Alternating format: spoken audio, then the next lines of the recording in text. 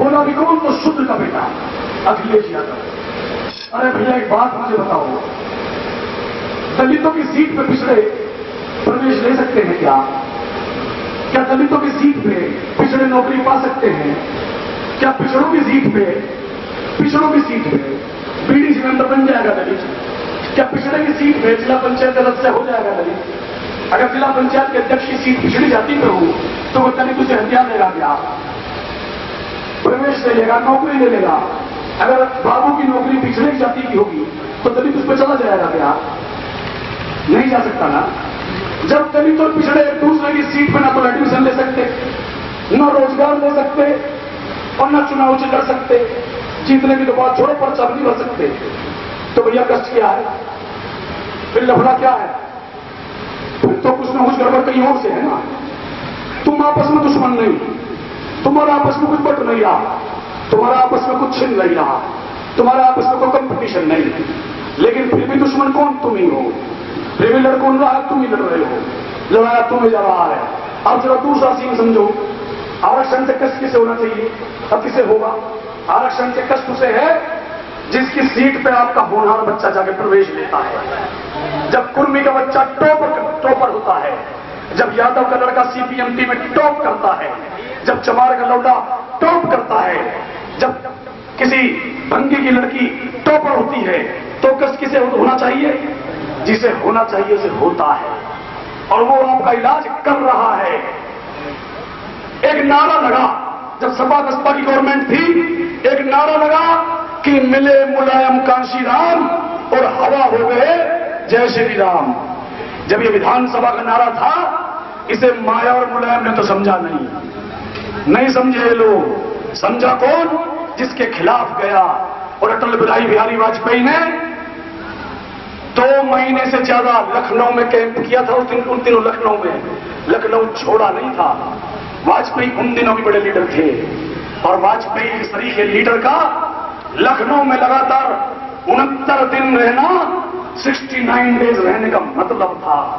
मतलब ये कि मुलायम को समझाया गया कि चमारी बहुत बोल रही है, इसे निंदा थे क्यों नहीं, और माया को समझाया गया कि बताओ अहीर का लौंडा तुम्हारे दम पे सरकार चलाता है और तुम्हें कुछ समझते नहीं, कैसे चलेगा सब कुछ। नतीजा आपके सामने है, और नतीजा बताओ कितना है?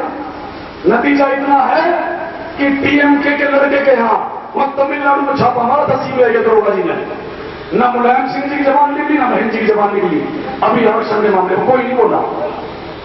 लालू प्रसाद यादव जी भी चुप थे और पासवान जी भी चुप थे, नहीं थे भी चुप। एक सीबीआई का दरोगा सबको भड़का गया।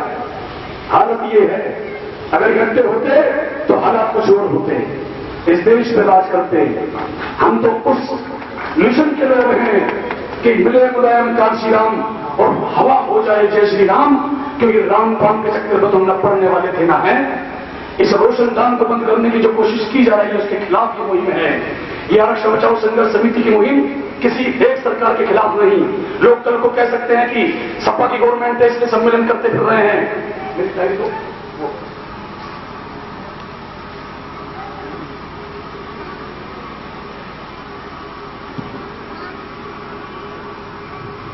तो भैया 2011 27 मार्च 2011 में सपा की गवर्नमेंट नहीं थी। हमने तब भी सहारनपुर में रेलवे ट्रैक जाम किया था। इससे पहले लोग कहा करते थे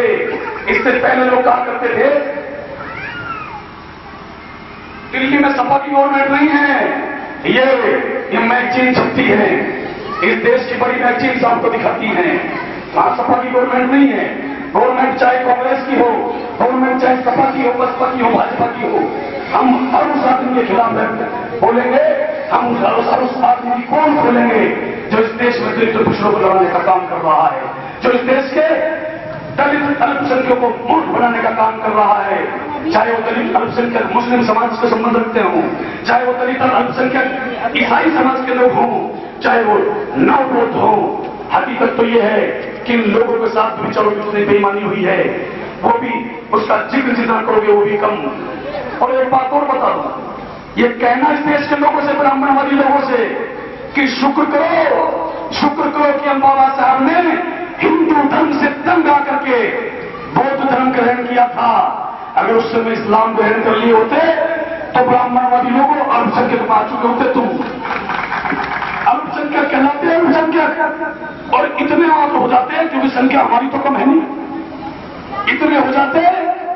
इस तरह की स्थिति हो जाती कि अगर सैलाब सड़क पर निकल पड़ता तो पैरों के नीचे कितनी चींटी आकर मरती है पता नहीं चलता। स्थिति तो ये थी। तो सम्मानित साथियों, काफी कुछ समझाने की मैंने कोशिश की कि पिछड़ों का मसला कुछ नहीं उस समय। हाँ, एक अंतिम बात आपके बीच में कहूंगा। तो जिस समय जो प्रजापति पाल उर्मी जब नहीं माने चूड़े चबा बनने के लिए, तो बाबा साहब ने संविधान में आर्टिकल 15(4) में लिख दिया, दलितों को आरक्षण बाद में दिया, शेड्यूल कास्ट को बाद में दिया, पहले पिछड़ों के लिए लिखा, अल्पसंख्यकों के लिए लिखा।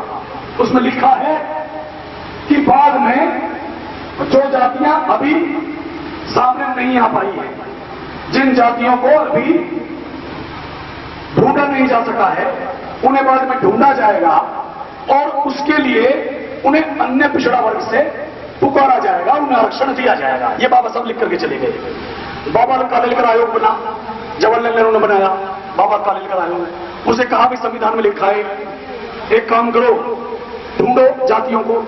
अब बाबा कालेलकर थे तो ब्राह्मण ही, पर उन्होंने सच्चाई लिख दी, और सच्चाई ये लिख दी कि भाई 54% लोग हैं जो अभी वास्तव में अछूते हैं विकास से, जिन्होंने शोषण सहा है, जो शेड्यूल कास्ट में नहीं आ पाए, लिस्ट में नहीं आ पाए थे, शेड्यूल ट्राइब में नहीं आ पाए, ये उन्होंने लिख दिया। नेहरू ने कालेलकर को धमकाया कि तुम कैसे ब्राह्मण हो, दिमाग खराब होगा तुम्हारा, तुम तो ब्राह्मण ही नहीं हो, इस वजह तुम्हें जीरो लिखना था। तो मामला रफा दफा हो गया। उसके बाद मंडल आयोग बना, मंडल आयोग बनाया इंदिरा गांधी ने, वो उसके बाद उसकी रिपोर्ट ठंडे बस्ते में चली गई। खैर बीपीसी को कुछ लगा कि यहां कुछ होना चाहिए, तो बीपीसी ने आपके नाम पे वो कर दिया। यहां से थी बात। तो इसलिए समझ लीजिए उस समय अगर आप उनके बहकावे में ना होते तो आज ये लड़ाई लड़ने की जरूरत ही नहीं थी, अपने आप ही सब कुछ चल रहा था। हकीकत तो ये है। और एक बात और समझा दीजिए, अगर ट्रेन में चलो, बस में चलो, गली के नुक्कड़ चाय की दुकान पान के कोके में रहो, कि यदि इस देश में आरक्षण लागू ना होता तो क्या होता बता दूं। अंतिम लाइन में वो ये, आप जानते हैं कि नक्सलवादी मूवमेंट क्यों बढ़ रहा है? आप नेपाल के बॉर्डर के पास हैं, आप उस इलाके को छूते हैं जहां नक्सलाइट मूवमेंट इससे आगे बढ़ता है। नक्सलाइट मूवमेंट के बढ़ने का कारण है वो ये कि कोई भी व्यक्ति, कोई भी वर्ग, कोई भी वर्ण कब तक अपने आप को उपेक्षित रखवाएगा